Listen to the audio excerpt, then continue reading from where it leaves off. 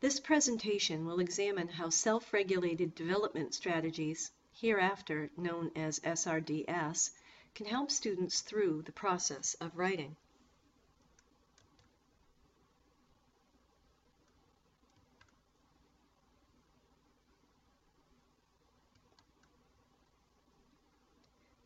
In general, self-regulated learning refers to the thoughts, feelings, and actions we generate to affect our knowledge and skills.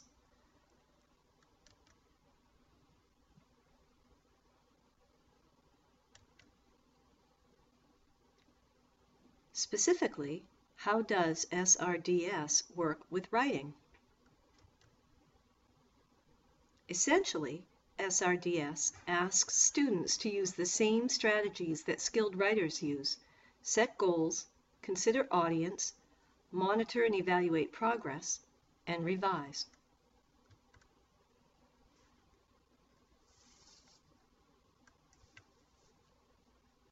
The teacher's role. First, discuss. Talk to students about strategies they can use and how those strategies impact learning. Second, model. Think aloud. Show students how you work through problems. Show that you adopt and discard several possibilities before settling on the right one.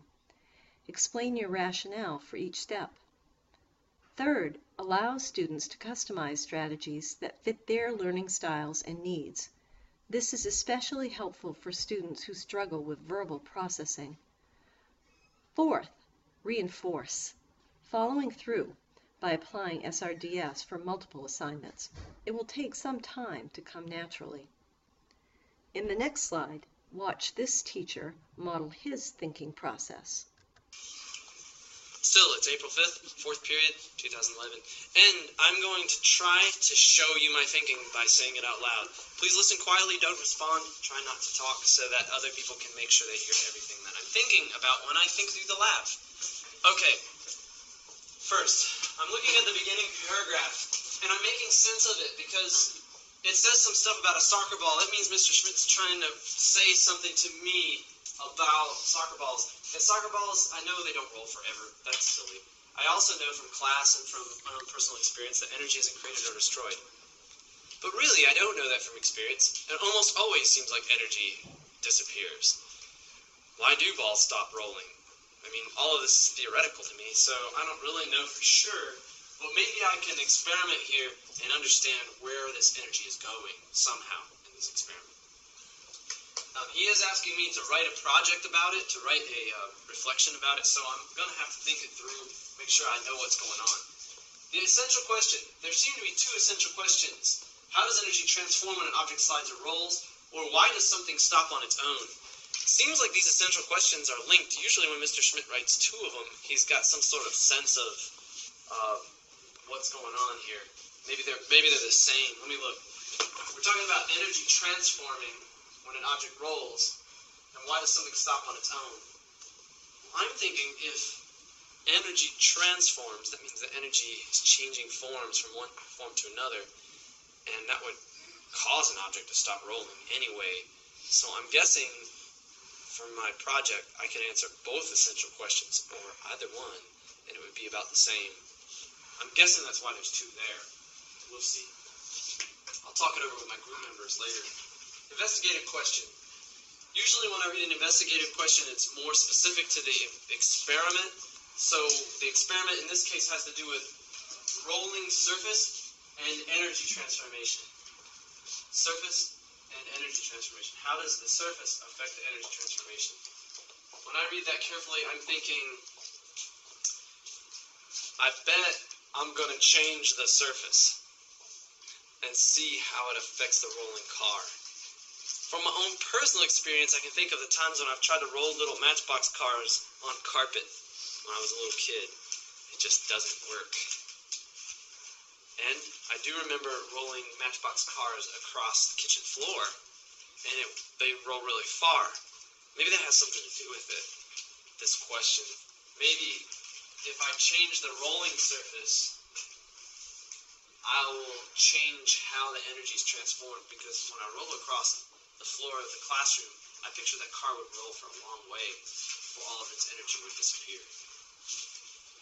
Procedure starter. I'm thinking something about a matchbox car, and it says something about different surfaces will make the energy transformation obvious. So I guess I'm on the right track when I'm thinking that I'm going to be changing the surface that the car rolls on and seeing how far it goes. The hard part is, and I'm wondering myself, how am I going to know how much energy the car started with? Because, I mean, pushing it with my hand, I could push it harder or slower, and I might not be sure how much energy I started with. And in this investigation, it seems like I want all of the investigations to start with the same amount of energy. Oh, well, that answers it. In the first sentence of the procedure, it says, I suggest making a ramp. My guess is if I made the same kind of ramp every time, that the car would always have the same amount of starting energy. I know that I can figure out how much energy is stored in a car by calculating its gravitational potential energy. And I know from class that weight is equal to the force times acceleration. My mistake. The mass times acceleration. That's the weight. And if I know that I've lifted the car off the ground a certain height, then the force times the height would be equal to the work, which I know is a form of energy. So it seems like if I put these concepts together, I would know how much energy the car starts with every time. If I could keep that energy the same every time, then I know for sure that the car starts with the right amount of energy. And how far it rolls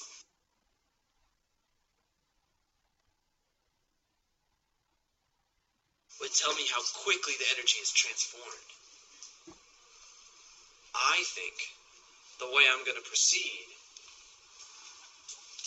is with my hypothesis. I will keep the ramp the same and keep the car the same.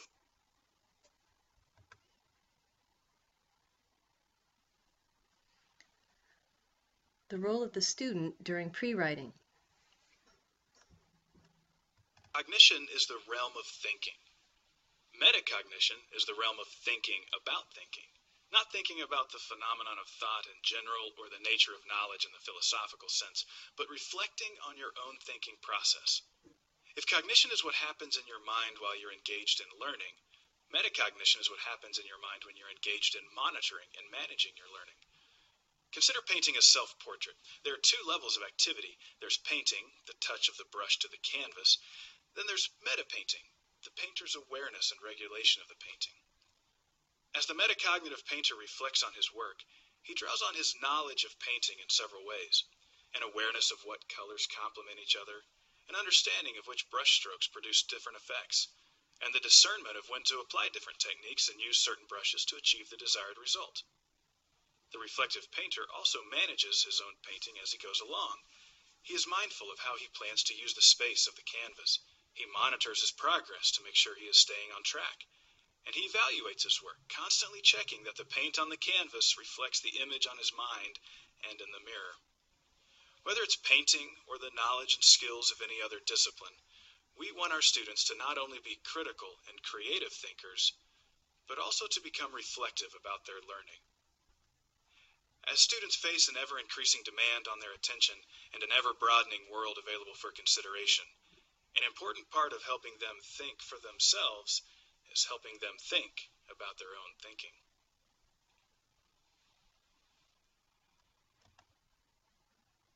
As students begin to write, they need to consider their blank paper as a blank canvas and plan. Be mindful of what goal they want to accomplish, pick an idea, paying attention to the prompt, organize their ideas, and begin their draft. SRDS can work for many types of learners in writing. Consider just the one task of organizing ideas. For a visual learner, graphic organizers may work best. A tactile learner may want to use sticky notes to arrange ideas, or auditory learners can use a recorder to discuss ideas with themselves. When teachers offer these varying strategies, it opens doors for all learners.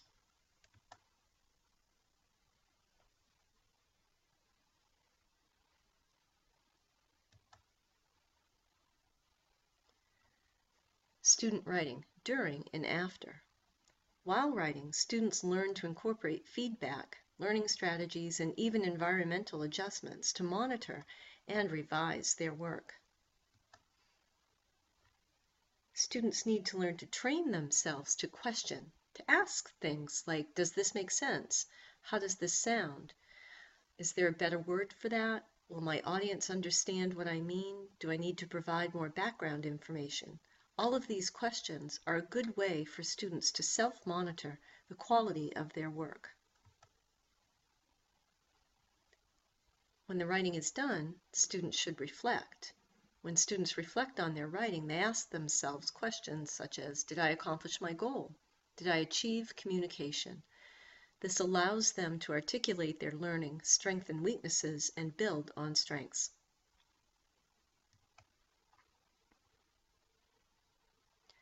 Because SRDS focuses on student thinking instead of an isolated task, students are able to transfer strategies from one assignment to another.